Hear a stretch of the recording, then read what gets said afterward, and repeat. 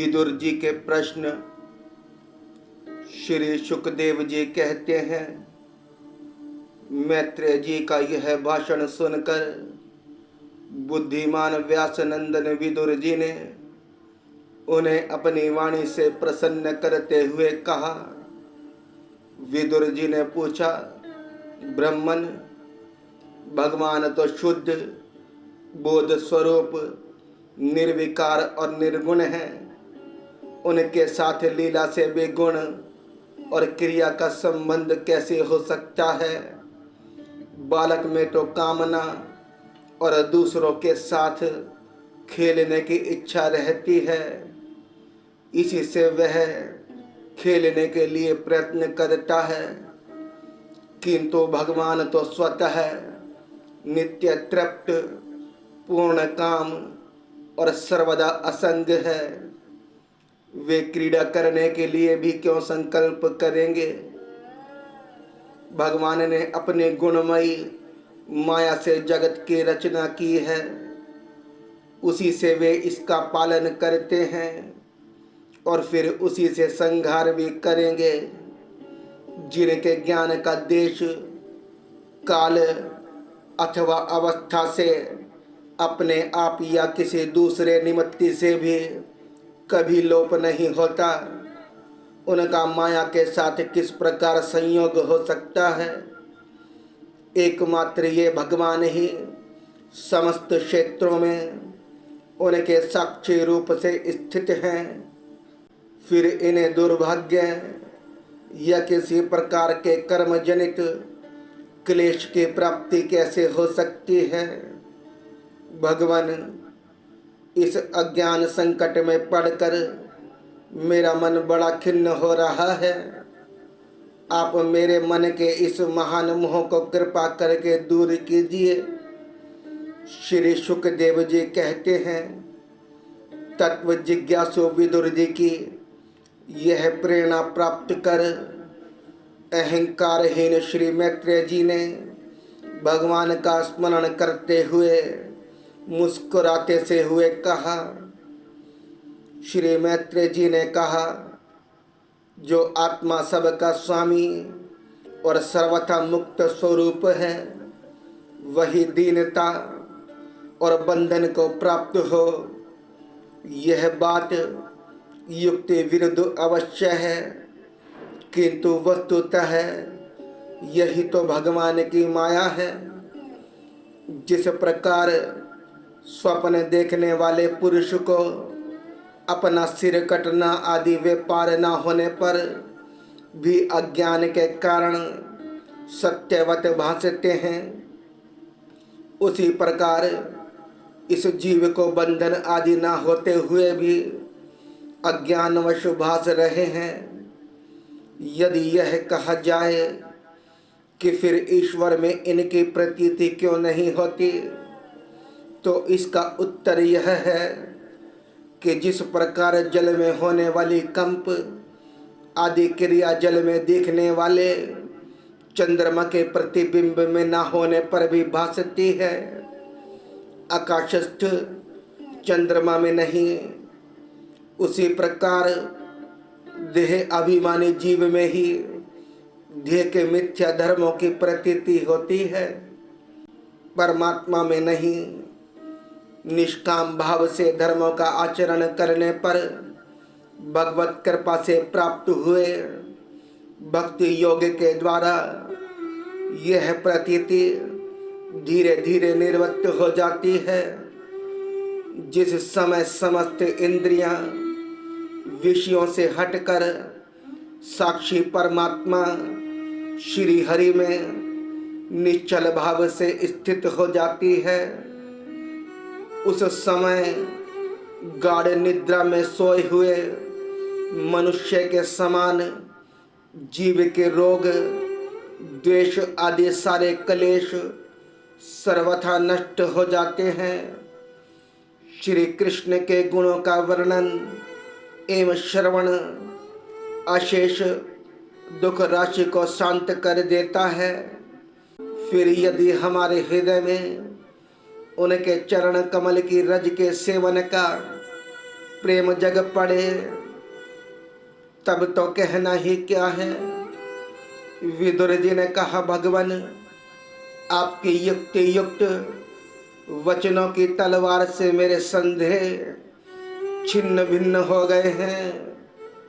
अब मेरा चित्त भगवान की स्वतंत्रता और जीव की प्रतंत्रता दोनों ही विषयों में खूब प्रवेश कर रहा है। विद्वान आपने यह बात बहुत ठीक कही कि जीव को जो क्लेश आदि की प्रतीति हो रही है उसका आधार केवल भगवान की माया ही है। वह क्लेश मिथ्या एवं निर्मूल ही है, क्योंकि इस विश्व का मूल कारण ही माया के अतिरिक्त और कुछ नहीं है। इस संसार में दो ही प्रकार के लोग सुखी हैं,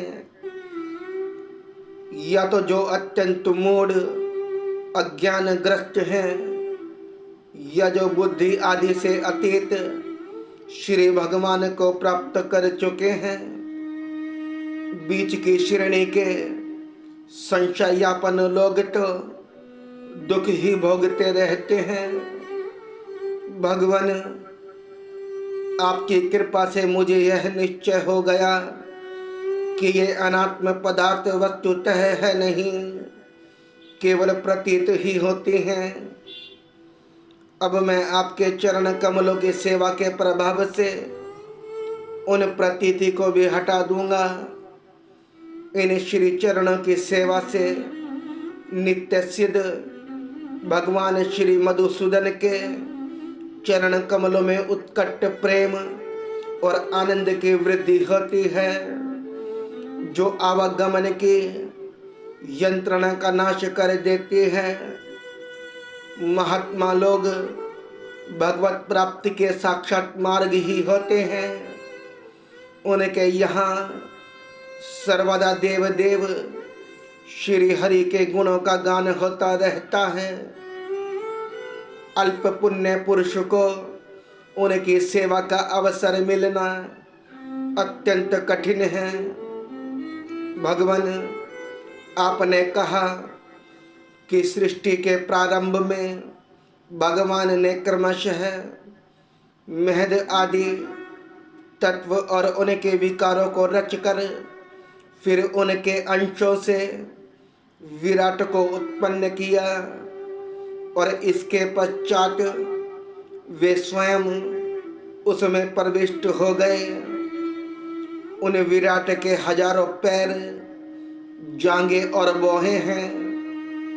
उन्हीं को वेद आदि पुरुष कहते हैं। उन्हीं में ये सब लोक विस्तृत रूप से स्थित हैं। उन्हीं में इंद्रिय विषय और इंद्रिय अभिमानी देवताओं के सहित 10 प्रकार के प्राणों का, जो इंद्रिय बल, मनोबल और शारीरिक बल रूप से 3 प्रकार का है, आपने वर्णन किया है। और उन्हीं से ब्राह्मण आदि वर्ण भी उत्पन्न हुए हैं। अब आप मुझे उनकी ब्रह्मादि विभूतियों का वर्णन सुनाइए, जिनसे पुत्र पौत्र नाती और कुटुंबियों के सहित तरह तरह की प्रजा उत्पन्न हुई, और उससे यह सारा ब्रह्मांड भर गया। यह विराट ब्रह्मादि प्रजापतियों का भी प्रभु है। उसने किन किन प्रजापतियों को उत्पन्न किया तथा सर्ग, अनुसर्ग और मनवंतरों के अधिपति मनुओं की भी किस कर्म से रचना की। मैत्रेय जी उन मनुओं के वंश और वंशधर राजाओं के चरित्रों का पृथ्वी के ऊपर और नीचे के लोकों तथा भूलोक के विस्तार और स्थिति का भी वर्णन कीजिए, तथा यह भी बताइए कि त्रिय को मनुष्य, देवता, सरीसर्प, सर्प आदि रेंगने वाले जंतु और पक्षी तथा जरायुज, स्वेदज, अंडज और उद्वेज, ये 4 प्रकार के प्राणी किस प्रकार उत्पन्न हुए। श्री हरि ने सृष्टि करते समय जगत की उत्पत्ति, स्थिति और संहार के लिए अपने गुणा अवतार ब्रह्मा, विष्णु और महादेव रूप से जो कल्याणकारी लीलाएं की, उनका भी वर्णन कीजिए।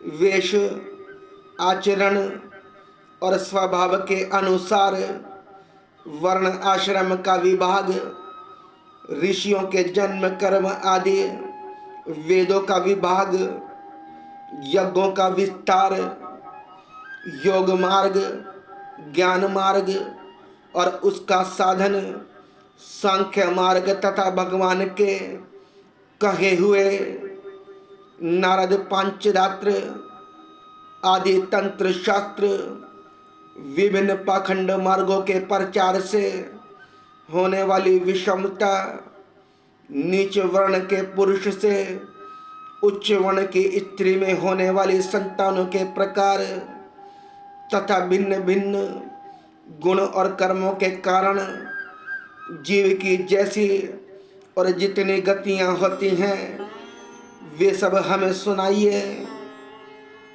ब्रह्मन, धर्म, अर्थ, काम और मोक्ष की प्राप्ति के परस्पर अविरोधी साधनों का, वाणिज्य दंड नीति और शास्त्र श्रवण की विधियों का, श्राद्ध की विधि का, पितृगणों की सृष्टि का तथा काल चक्र में ग्रह, नक्षत्र और तारागण की स्थिति का भी अलग अलग वर्णन कीजिए। दान, तप तथा इष्ट और पूर्त कर्मों का क्या फल है। प्रवास और आपत्ति के समय मनुष्य का क्या धर्म होता है।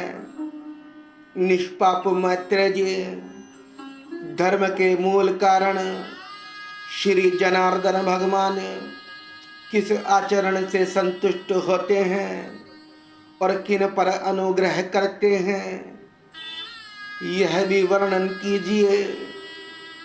द्विजवर दीनवत्सल गुरुजन अपने अनुगत शिष्यों और पुत्रों को बिना पूछे भी उनके हित की बात बतला दिया करते हैं।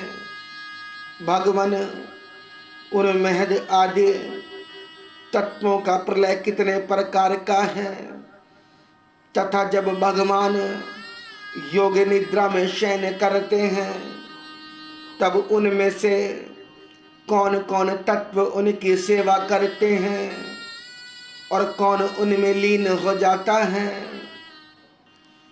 जीव का तत्व, परमेश्वर का स्वरूप, उपनिषद प्रतिपादित ज्ञान तथा गुरु और शिष्य का पारस्परिक प्रयोजन क्या है। पवित्र आत्मन विद्वानों ने उस ज्ञान की प्राप्ति के क्या क्या उपाय बतलाए हैं, क्योंकि मनुष्य को ज्ञान, भक्ति अथवा वैराग्य की प्राप्ति अपने आप तो हो नहीं सकती। ब्राह्मण, माया के मोह के कारण मेरी विचार दृष्टि नष्ट हो गई है। मैं अज्ञ हूँ, आप मेरे परम सुहृद हैं। अतः श्री हरि लीला का ज्ञान प्राप्त करने की इच्छा से मैंने जो प्रश्न किए हैं उनका उत्तर मुझे दीजिए। पुण्य में मैत्रेय जी भगवत तत्व के उपदेश द्वारा जीव को जन्म मृत्यु से छुड़ाकर उसे अभय कर देने में जो पुण्य होता है, समस्त वेदों के अध्ययन, यज्ञ, तपस्या और दान आदि से होने वाला पुण्य उस पुण्य के 16वें अंश के बराबर भी नहीं हो सकता। श्री सुखदेव जी कहते हैं, राजन, जब कुरुश्रेष्ठ विदुर जी ने मुनिवर मैत्रेय जी से इस प्रकार पुराण विषयक प्रश्न किए, तब भगवत चर्चा के लिए प्रेरित किए जाने के कारण वे बड़े प्रसन्न हुए और मुस्कुराकर उनसे कहने लगे,